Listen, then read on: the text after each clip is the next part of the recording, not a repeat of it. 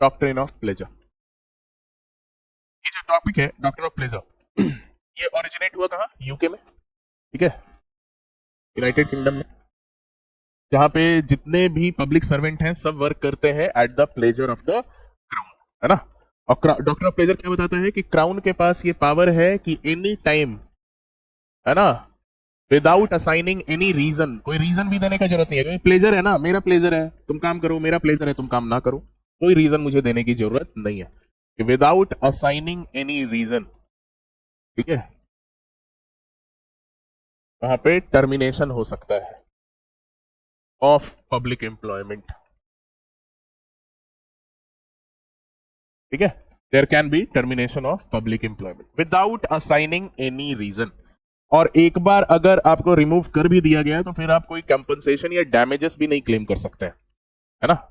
ये अभी अभी हम लोग क्या बात कर रहे हैं? यूके का बात कर रहे हैं, जहां से इसको बोरो किया गया है, कि वहां पे यही रूल है, ठीक है, कि क्राउन बिना कोई कारण बताए आपको आपके सर्विसेज से टर्मिनेट कर सकता है, पब्लिक एम्प्लॉयमेंट में है, क्योंकि आप उसी के प्लेजर पे काम कर रहे हैं, and he need not tell you any reason.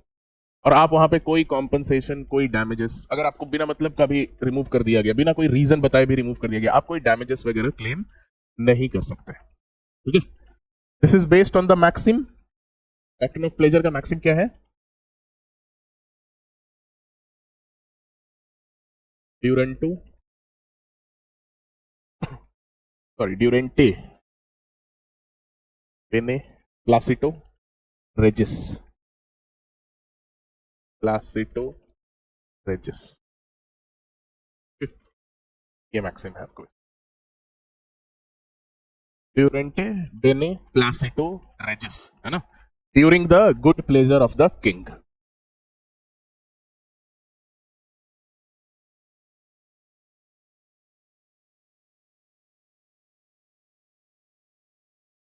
मतलब हुआ during the good pleasure of the king, ड्यूरेंटे बेने प्लासिटो रेजिस, ठीक है, ये मैक्सिम। और इसके पीछे जानते हो बहुत सारे जस्टिफिकेशन भी दिए गए हैं, कि डॉक्ट्रिन ऑफ प्लेजर को बहुत बार चैलेंज किया गया था, वहां पे भी यूके में भी, कि बहुत ही ये हार्श रूल है, जब मन किया आपने जो है रिमूव कर दिया, अब वो क्या करेगा।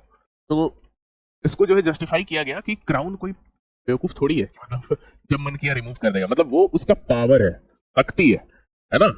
अब इतना तो ट्रस्ट ऑफ क्राउन पे कर सकते हैं कि वो अपने पावर को रिस्पॉन्सिबली यूज करेगा, है ना, कि वो एक पावर है ना। और पावर का तो यूज और मिसयूज दोनों हो सकता है ना, पावर का यूज और मिसयूज दोनों हो सकता है, ठीक है। तो क्राउन जो है, जो हेड ऑफ द स्टेट है, उस पर आप ट्रस्ट कर सकते हैं कि वो उस पावर को जो है जस्टिफाइड सिचुएशन में ही यूज करेगा। तो इससे रिलेटेड जस्टिफिकेशन कुछ कुछ केस में दिया गया था, प्रीलिम्स के लिए तो इंपॉर्टेंट नहीं है, मेंस में भी डॉक्टर ऑफ प्लेजर अगर आप कभी लिख रहे हैं तो उसमें यूज हो सकता है। पहला केस देखिए, सेंटोन वर्सेस स्मिथ, जस्टिफिकेशन, बेसिकली तो जस्टिफिकेशन दिया गया है डॉक्ट्रिन ऑफ प्लेजर के कॉन्टेक्स्ट में, सेंटोन वर्सेस स्मिथ, और एक केस है डन वर्सेस क्विन।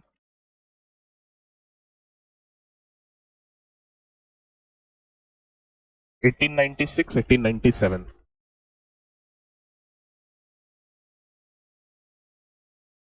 2 केसेस में बेसिकली जस्टिफिकेशन बताया गया, ये जो डॉक्ट्रिन ऑफ प्लेजर है इसके पीछे जस्टिफिकेशन क्या है, ठीक है।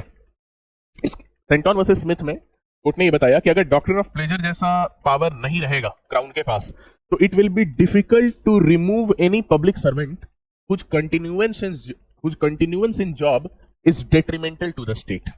फिर वो डिफिकल्ट हो जाएगा किसी ऐसे पब्लिक सर्वेंट को रिमूव करना जिसका जॉब में कंटिन्यू होना जो है डेट्रीमेंटल है ना। कि 9 बजे लेट नहीं, 3 बजे भेंट नहीं वाले पब्लिक सर्वेंट हैं, ठीक है, ठीक है, और अटेंडेंस पूरा बना हुआ है ना, अब रिमूव करने का कोई आधार ही नहीं है। अब मान लिया कि वैसे पब्लिक सर्वेंट है ना, अब आपस में ही सब जुगाड़ बना रही है, मेरा अटेंडेंस तुम लगा देना, तुम्हारा ये लगा देंगे, यहाँ ये बायोमेट्रिक जो है आया आता भी है ऑफिस में, तो बायोमेट्रिक खराब करने के पीछे लोग दिमाग लगाने लगते हैं, है ना।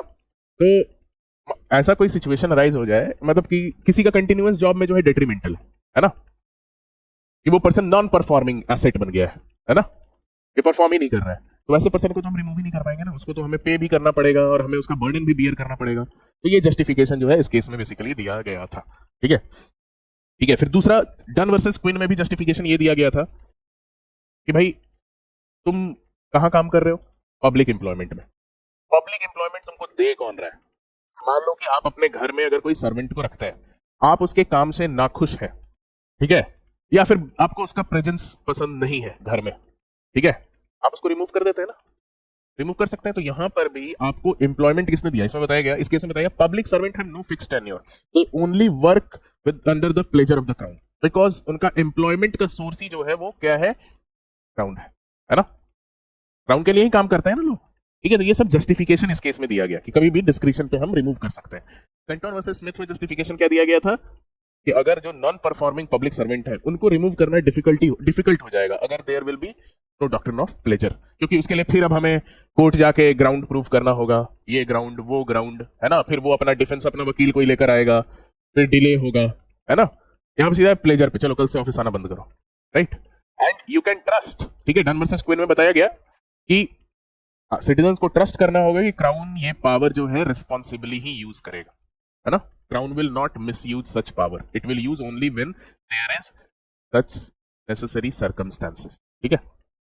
तो ये कुछ जस्टिफिकेशन इसके पीछे थे। अब आते हैं डॉक्ट्रिन ऑफ प्लेजर का इंडियन कॉन्स्टिट्यूशन में क्या स्टेटस है।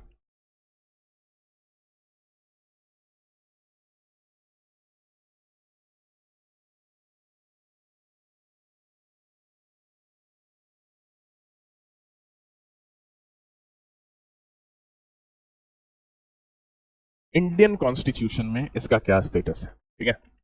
इंडियन कॉन्स्टिट्यूशन में जो है इसको बोरो किया गया है यूके से ही, but with certain modification, borrowed from UK but with certain modification, क्योंकि कुछ रेस्ट्रिक्शंस हैं इंडिया में डॉक्ट्रिन ऑफ प्लेजर पे, विद सर्टेन रेस्ट्रिक्शंस आप लिख सकते हैं मॉडिफिकेशन की जगह। कुछ रेस्ट्रिक्शंस हैं डॉक्ट्रिन ऑफ प्लेजर पे, उतना एब्सोल्यूट नेचर का नहीं है जिस तरीके का क्राउन का वहां का है, ठीक है। जैसे एक केस था आपको state of Bihar versus Abdul Majid, state of Bihar versus Abdul Majid.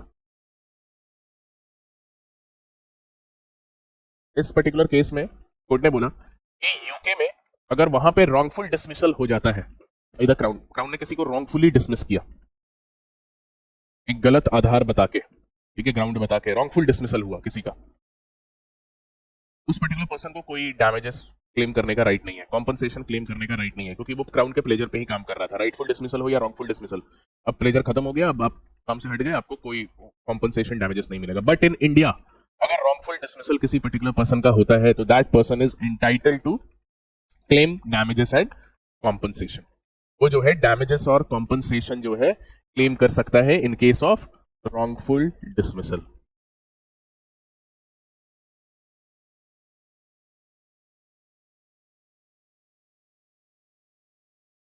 Damages and compensation claim किया जा सकता है अगर रॉन्गफुल डिसमिसल हुआ है तो, ठीक है। एक केस था Om Prakash versus state of UP, इस केस में बताया गया कि अगर रॉन्गफुल डिसमिसल होता है तो आप, ठीक है, डैमेजेस तो आप क्लेम कर ही सकते हैं, कॉम्पनसेशन तो क्लेम कर ही सकते हैं, साथ ही साथ मान के चलो तुमको मई के मंथ में रिमूव कर दिया गया था, है ना, तुम उसके अगेंस्ट जो है पिटीशन डाले, ठीक है, मई के मंथ में तुम्हारा रिमूवल हुआ था और अब आ गया अक्टूबर का मंथ, अक्टूबर में डिसाइड हुआ तुम्हारा डिसमिसल रॉन्गफुल था, तो तुमको डैमेजेस और कॉम्पनसेशन तो मिलेगा ही, साथ ही साथ मई जून जुलाई अगस्त सितंबर का सैलरी भी मिल जाएगा, ठीक है। Arrears of salary can also be claimed, ठीक है, अगर रॉन्गफुल डिसमिसल अगर आपने प्रूव कर दिया है तो आपको अरियर्स ऑफ सैलरी भी आपको मिल जाएगा, ठीक है। तो ये एक दो केसेस ऐसे थे जिससे हम ये कह सकते हैं कि डॉक्ट्रिन ऑफ प्लेजर जो है एकदम एब्सोल्यूटली जैसे यूके में अप्लाई करता है उस तरीके से इंडिया में अप्लाई नहीं करते, ठीक है। अब कुछ कॉन्स्टिट्यूशन के अंदर भी डॉक्ट्रिन ऑफ प्लेजर के ऊपर रेस्ट्रिक्शन और लिमिटेशंस लगाए गए हैं, उसको देखते हैं, है ना।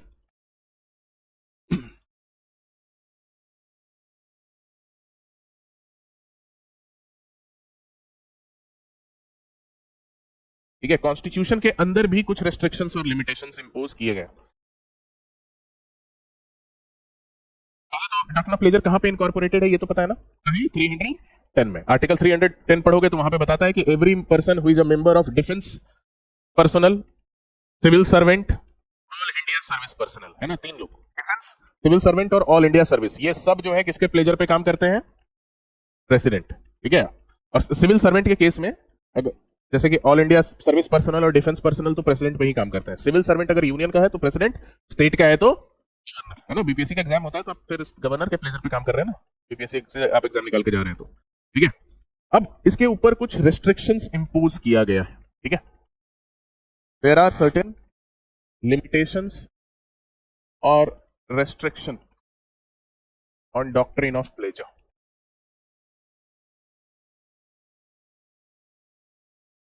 इसमें आपको केस है एक Tulsi Ram, sorry, Union of India versus Tulsi Ram Patel.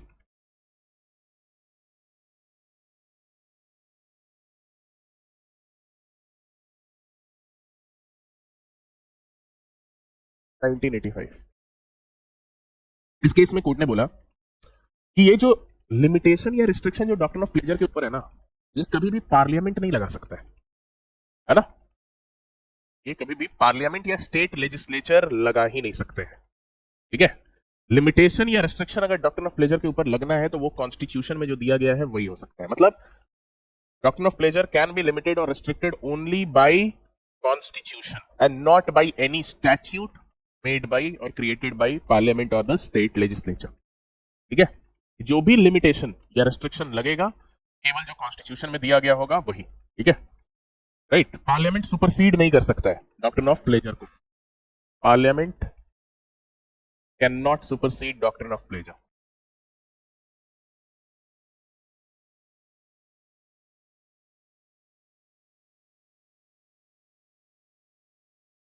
ठीक है। केवल कॉन्स्टिट्यूशन में जो रेस्ट्रिक्शंस लिमिटेशंस लगाए गए हैं वही इस पे लग सकता है, लेजिस्लेचर इंपोज नहीं कर सकता है, ठीक है। तो अब देखते हैं limitations under Indian constitution, limitation या रेस्ट्रिक्शन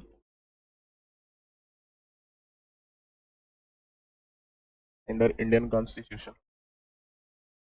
तो सबसे पहला तो लिमिटेशन या रेस्ट्रिक्शन हो गया आपको फंडामेंटल राइट्स। फंडामेंटल राइट्स है ना, doctrine of pleasure is subject to fundamental rights, fundamental right से सब्जेक्टेड, राइट। आप किसी एक तरीके के क्लास को मतलब एक आर्बिट्ररी डिस्क्रिमिनेशन करके आप रिमूव नहीं कर सकते, है ना। आप बोल दिए कि इस सरकारी स्कूल के जितने भी टीचर जो हैं जो 15 साल से जॉब कर रहे हैं, ठीक है, सबको एक साथ रिमूव किया जाता है ना, क्योंकि वो लोग सही से काम नहीं कर पाए। तो उसी स्कूल पे क्यों कर रहे हो, सारे स्कूल जितने सब पे अप्लाई करो, है ना। केवल एक ही स्कूल पे क्यों अप्लाई कर रहे हो, एक ही डिस्ट्रिक्ट के स्कूल पे क्यों अप्लाई कर रहे हो, समझ रहे हो। मतलब ऐसा नहीं कि आर्टिकल 14 का वायलेशन कर रहे हैं, राइट। तो doctrine of pleasure is itself subject to fundamental rights. किसी को भी आप जॉब से आर्बिट्ररली रिमूव नहीं कर सकते हैं, किसी को भी आप रिलीजन, रेस, कास्ट, सेक्स के बेसिस पे आप रिमूव नहीं कर सकते हैं। तो आर्टिकल 14, 15, 16, ठीक है, it is subject to that. 14, 15, 16 ये सब जो है डॉक्ट्रिन ऑफ प्लेजर को रिस्ट्रिक्ट करता है ना, कि रिलीजन के आधार पे किसी को रिमूव कर दिए, कास्ट के आधार पे किसी को रिमूव कर दिया, डिस्क्रिमिनेट कर दिए, 14 का आपका वायलेशन कर दिया, ऐसा नहीं कर सकते। दूसरा रिस्ट्रिक्शन है कि डॉक्ट्रिन ऑफ प्लेजर का यूज किस लिए किया जाता है, रिमूव करने के लिए किसी को, है ना, रिमूवल के लिए ही यूज किया जाता है ना। अब इसमें बताया कि जिनके रिमूवल के बारे में प्रोसीजर कॉन्स्टिट्यूशन में प्रिस्क्राइब्ड है उसके ऊपर डॉक्ट्रिन ऑफ प्लेजर अप्लाई ही नहीं करता है ना। अब ये नहीं कि प्रेसिडेंट बोल दे कि सुप्रीम कोर्ट के जजेस को रिमूव कर रहा है ना, कंट्रोलर एंड ऑडिटर जनरल को रिमूव कर रहे हैं। जिसके रिमूवल का प्रोसीजर संविधान में दिया गया है, कॉन्स्टिट्यूशन में दिया गया है, उसके ऊपर डॉक्ट्रिन ऑफ प्लेजर अप्लाई नहीं करता है ना। प्रोसीजर गिवन अंडर कॉन्स्टिट्यूशन, ठीक है, उस पर कोई डॉक्ट्रिन ऑफ प्लेजर अप्लाई नहीं करेगा, doctrine of pleasure. Chief election commissioner पे डॉक्ट्रिन ऑफ प्लेजर अप्लाई करेगा, नहीं करेगा। रिमूवल का प्रोसीजर दिया गया आपके संविधान में, जब संविधान में दिया है तो उनके ऊपर अप्लाई नहीं करेगा। ये समझ गए, जिसके रिमूवल के बारे में संविधान में बताया है उसको संविधान के अकॉर्डिंग रिमूव कर, है ना। यानी सबसे पहले ऊपर संविधान है, फिर आपका डॉक्ट्रिन ऑफ प्लेजर है, फिर पार्लियामेंट का लॉ है, ठीक है। मतलब पार्लियामेंट का लॉ डॉक्ट्रिन ऑफ प्लेजर को सुपरसीड नहीं कर सकता है, डॉक्ट्रिन ऑफ प्लेजर कॉन्स्टिट्यूशन को सुपरसीड नहीं कर सकता है, ठीक है, राइट। इसके साथ साथ डॉक्ट्रिन ऑफ प्लेजर के ऊपर जो है कुछ सेफगार्ड्स दिए गए हैं, उससे भी वो लिमिट होता है। कॉन्स्टिट्यूशनल सेफगार्ड्स, सिविल सर्वेंट और ऑल इंडिया पर्सनल वाले केसेस के लोगों के रिमूवल में कुछ कॉन्स्टिट्यूशनल सेफगार्ड दिया गया है। किस आर्टिकल में, 311 में, आर्टिकल 311, ठीक है। तो ये आपको रेस्ट्रिक्शन है, 311 अभी देखेंगे हम लोग। ये आपको जो है क्या है, रेस्ट्रिक्शन है जो इम्पोज किया गया है, ठीक है, कॉन्स्टिट्यूशन के अंदर। तो डॉक्ट्रिन ऑफ प्लेजर कभी भी आएगा ये सब कुछ बतलाओगे। डॉक्ट्रिन ऑफ प्लेजर पे बड़ा लॉन्ग आंसर लिखा जा सकता है ना, काफी कंटेंट है इसमें, ठीक है। बस ये नहीं कि 310 है ना, कि 2 लाइन में लिख दिए, यूनियन वाले को प्रेसिडेंट रिमूव करेगा, स्टेट वाले को गवर्नर, ठीक है। डॉक्ट्रिन ऑफ प्लेजर क्या है, कैसे ओरिजिनेट हुआ, क्या जस्टिफिकेशन था, है ना, इसके पीछे इंडिया में किस हद तक अप्लाई करता है, फिर क्या लिमिटेशंस रेस्ट्रिक्शंस है, काफी कंटेंट है डॉक्ट्रिन ऑफ प्लेजर के अंदर, इसलिए इसको पूछा गया है काफी बार एग्जाम में पहले। अब आइए लास्ट देखते हैं, आज के क्लास का last aspect, that is safeguards, है ना, जो सिविल सर्वेंट और ऑल इंडिया सर्विस पर्सनल को जो सेफगार्ड्स मिला है रिमूवल से पहले, ठीक है, क्या सेफगार्ड्स है। अब वो सेफगार्ड जो है डॉक्ट्रिन ऑफ प्लेजर पे भी अप्लाई करता है और अदर काइंड ऑफ रिमूवल जो होता है उस पे भी अप्लाई करता है, ठीक है। मतलब किसी भी तरीके से अगर सिविल सर्वेंट को रिमूव कर रहे हो आपको वो सेफगार्ड फॉलो करना ही है। अब रिमूवल डॉक्ट्रिन ऑफ प्लेजर के अलावा भी तो बहुत सारे, अब सर्विस रूल्स में कोई वायलेशन कर दिया किसी कंडीशन का, उसमें भी रिमूवल हो सकता है। तो रिमूवल कभी भी अगर करना है किसी सिविल सर्वेंट को, क्या क्या नेसेसरी कॉन्स्टिट्यूशनल सेफगार्ड्स हैं 311 में, वो देखिए ये, और ये बहुत इंपॉर्टेंट आर्टिकल है एग्जामिनेशन के पॉइंट ऑफ व्यू से, ठीक है।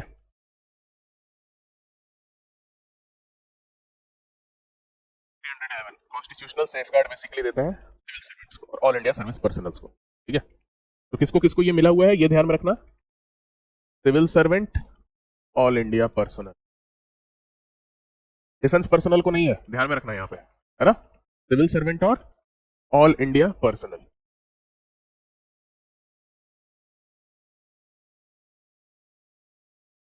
To whom constitutional safeguard has been provided, तो इन्हीं लोगों। अब ये सेफगार्ड्स क्या है ये देखते हैं। पहला सेफगार्ड है कि किसी भी पर्सन को, या सिविल सर्वेंट हो, ऑल इंडिया सर्विस पर्सनल हो, उसको उसका रिमूवल जो है उसका जो अपॉइंटिंग अथॉरिटी था उसका सबऑर्डिनेट अथॉरिटी नहीं कर सकता है, ठीक है। कि कोई भी person shall not be dismissed, जो भी सिविल सर्वेंट है, he shall not be dismissed or removed by an authority subordinate to that by which he was appointed, ठीक है। कि a person cannot be removed by an authority subordinate to which he was appointed। तो simple सा example देते हैं, मान के चलिए, ठीक है, कि अगर कमिश्नर ऑफ पुलिस, है ना, कमिश्नर ऑफ पुलिस ने किसी को अपॉइंट किया, मान के चलिए, हम एग्जांपल दे रहे हैं, किसी पर्टिकुलर पोस्ट पे अपॉइंटमेंट कमिश्नर ऑफ पुलिस ने किया है, क्या डीएसपी वहां पे उसका रिमूवल कर सकता है? नहीं कर सकता, ठीक है। गवर्नर रिमूवल कर सकता है, यस, ऊपर की अथॉरिटी कर सकती है, इक्विवेलेंट अथॉरिटी कर सकती है ना। रिमूवल जो है आपको सुपीरियर अथॉरिटी या इक्विवेलेंट अथॉरिटी, और ये सुपीरियर या इक्विवेलेंट अथॉरिटी जिसको रिमूव किया जा रहा है उसके कॉन्टेक्स्ट में नहीं है, जो अपॉइंट किया है उसको, जिस अथॉरिटी ने किसी को अपॉइंट किया है, ठीक है। अब जैसे मान के चलिए जुडिशियल सर्विसेज में आपको अपॉइंट कौन करता है? गवर्नर, ठीक है, गवर्नर रिमूव अपॉइंट करता है, ठीक है। अब कोई भी यहाँ पे लॉ डिपार्टमेंट से आपका रिमूवल हो सकता है? लॉ डिपार्टमेंट के जो सेक्रेटरी है उनके सिग्नेचर से नहीं हो सकता है, नहीं हो सकता ना। तो या तो गवर्नर या उनसे सुपीरियर अथॉरिटी ही आपको रिमूव कर सकते हैं, समझ लो, एक बार आपको सर्विसेज में आ गए तो, राइट। ये पहला सेफगार्ड है, ध्यान में रखिएगा। दूसरा सेफगार्ड देखते हैं। दूसरा सेफगार्ड है कि जब भी रिमूवल होगा तो वहां पे इंक्वायरी, मतलब नेचुरल जस्टिस फॉलो करना है। रिमूवल जब भी होगा, ठीक है, तो वहां पे आपको इंक्वायरी होगा, और नेचुरल जस्टिस क्या फॉलो करना है कि आपको अपॉर्चुनिटी ऑफ बीइंग हर्ड, दो चीजें मिलनी चाहिए, ऑडी ऑल्ट्रम पार्टम, ठीक है। Opportunity of being heard and there should be an inquiry. बिना इंक्वायरी के, बिना अपॉर्चुनिटी ऑफ बीइंग हर्ड, आप civil servant all India service personnels को आप रिमूव नहीं करेंगे, ठीक है। ये क्लॉज जो है आपको बेसिकली नेचुरल जस्टिस के प्रिंसिपल को इनकॉर्पोरेट करता है, ये भी ध्यान में रखिएगा, नेचुरल जस्टिस। लेकिन इस रूल का 3 एक्सेप्शन है, देयर आर 3 एक्सेप्शंस। इन 3 एक्सेप्शंस में इंक्वायरी या ये अपॉर्चुनिटी ऑफ बीइंग हर्ड देने की जरूरत नहीं है, ठीक है, right. Provided where it is proposed after such inquiry to impose upon him any penalty, ठीक है। रेस्ट्रिक्शन इधर दिया गया है ना, हाँ, प्रोवाइजो में 3 रेस्ट्रिक्शन क्या है? पहला, अगर कोई पर्सन कन्विक्टेड हो चुका है ऑन क्रिमिनल चार्ज, अगर कोई पर्सन कन्विक्टेड है फर्स्ट ऑन क्रिमिनल चार्ज, किसी को जो है कन्विक्ट कर दिया गया है करप्शन के लिए, रेप के लिए, है ना, मर्डर के लिए, कोई पर्टिकुलर पर्सन को कन्विक्ट कर ही दिया गया है पहले से, ठीक है, तो अब क्या ही उसमें फिर से इंक्वायरी करने का अपॉर्चुनिटी ऑफ बीइंग हर्ड, उसको तो कोर्ट में मिला ही होगा या सब कुछ न्यायालय के सामने, है ना। तो अगर कोई पर्सन कन्विक्टेड है क्रिमिनल चार्ज से तो उसको ये अपॉर्चुनिटी ऑफ बीइंग हर्ड देने की जरूरत नहीं है, ठीक है। दूसरा है जहां पे जिस पर्सन को रिमूव करना है, ठीक है, तो जो वहां पे अथॉरिटी उसको रिमूव करना है वो सेटिस्फाइड है कि इंक्वायरी कंडक्ट करना रीजनेबली प्रैक्टिकेबल नहीं है, ऐसा सिचुएशन है कि इसका रिमूवल बहुत जल्दी जरूरी है, क्योंकि ये इन्फ्लुएंस कर रहा है अपने सबऑर्डिनेट एम्प्लॉइज को, या फिर इसके कंट्रोल में कोई एरिया मिला हुआ है, उधर काफी वायलेंस हो रहा है ना, कि कोई लॉ एंड ऑर्डर से रिलेटेड कोई सिविल सर्वेंट है, कोई पोस्ट है, और ये पर्टिकुलर पर्सन जो है काफी इन्फ्लुएंस कर रहा है अपने सबऑर्डिनेट एम्प्लॉइज को, इसका रिमूवल करना बहुत जल्दी नेसेसरी है, और इतना जल्दी इंक्वायरी कंडक्ट करना रीजनेबली प्रैक्टिकेबल नहीं है। दूसरा सिचुएशन जहां पे inquiry is not reasonably practicable, तो वैसे सिचुएशन में भी आपको उसको अपॉर्चुनिटी ऑफ बीइंग हर्ड देने की जरूरत नहीं है। या फिर तीसरा, अगर प्रेसिडेंट या गवर्नर को लगता है कि इन interest of security of state, president या गवर्नर को अगर लगता है कि interest of security of state ये डिमांड करता है कि इसका रिमूवल जल्दी से जल्दी हो, ठीक है, इंक्वायरी कंडक्ट करना इतना एक्सपीडियंट नहीं है, तो ऐसे सिचुएशन में भी आपको ये सेफगार्ड नहीं फॉलो करना है। तो देखो दूसरे वाला जो सेफगार्ड है उसका ये 3 एक्सेप्शन है। दूसरा सेफगार्ड क्या है? नेचुरल जस्टिस फॉलो करना। कब नेचुरल जस्टिस फॉलो करने की जरूरत नहीं है? तो पहला सिचुएशन है क्रिमिनल चार्ज के लिए कन्विक्टेड है, दूसरा है कि जो अथॉरिटी रिमूव करने वाला है वो सेटिस्फाइड है कि वहां पे भाई इंक्वायरी कंडक्ट करना इम्प्रैक्टिकेबल है, और तीसरा प्रेसिडेंट और गवर्नर को लगता है कि सिक्योरिटी ऑफ द स्टेट के इंटरेस्ट में it is not expedient to conduct such inquiry, ठीक है। तो ऐसे सिचुएशन में आपको जो है बेसिकली सेकंड वाला जो सेफगार्ड है वो प्रोवाइड करने की जरूरत नहीं है, ठीक है। अब यहां पे union of India versus Balbir Singh का केस है इस क्लॉज से रिलेटेड, कि कोर्ट जो है कोर्ट में judicially review the president satisfaction, यहां पे है ना, कि क्या वहां पे interest of security of state involve है कि नहीं है, इसमें इंक्वायरी कोर्ट कर सकता है। जुडिशियल रिव्यू प्रेसिडेंट का यहां सेटिस्फैक्शन का किया जा सकता है, ठीक है। Union of India versus Balbir Singh, ठीक है। ओके चलिए ठीक है, तो ये भी आपका टॉपिक जो है आपको कंप्लीट हो गया, ठीक है। और यहाँ पे देखो क्लॉज क्या वहां पे एक जगह पढ़े थे ना, रीजनेबली प्रैक्टिकेबल है कि नहीं इंक्वायरी कंडक्ट करना, यस यहाँ पढ़े थे कि कोई अथॉरिटी अगर किसी को रिमूव करने वाला है और उसको लगता है कि रीजनेबली प्रैक्टिकेबल नहीं है इंक्वायरी कंडक्ट करना, तो वो बिना इंक्वायरी कंडक्ट किए भी उसको रिमूव कर सकता है। तो ये कौन डिसाइड करेगा कि रीजनेबली प्रैक्टिकेबल है कि नहीं?